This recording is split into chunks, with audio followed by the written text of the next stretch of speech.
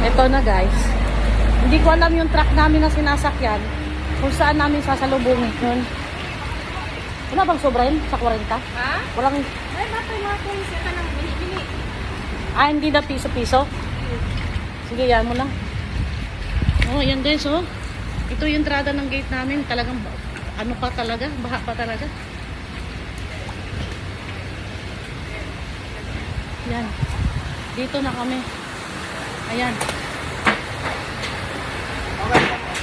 Kuya, salamat. Salamat.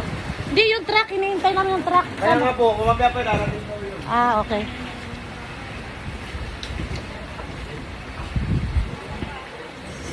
Nag-aabot kami natin. Dito ba humihinto yung truck?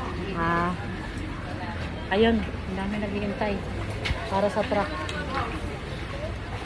Papunta na kaya?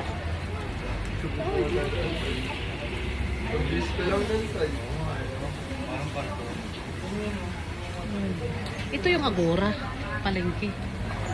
Sarado? Hindi ko lang alam. Bukas ba ate yung palengke sa loob? Hassle naman kasi, pupunta pa tayo dun, tapos pupunta pa tayo na ano. Yan, medyo mura-mura dyan compare sa SM.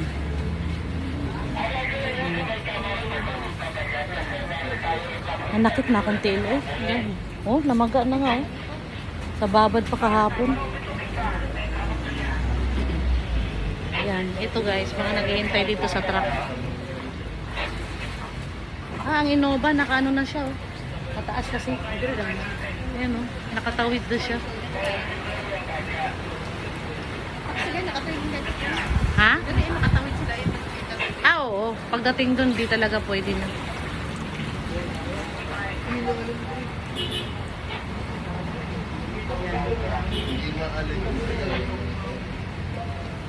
Kaming lahat dito naghihintay sa truck. Yan. Kasi walang ibang nakakatawid. Hanggang dito sa ano, sa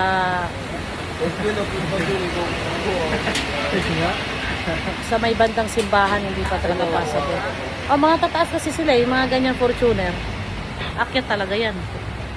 Innova tsaka Fortuner, kaya nila. Yan.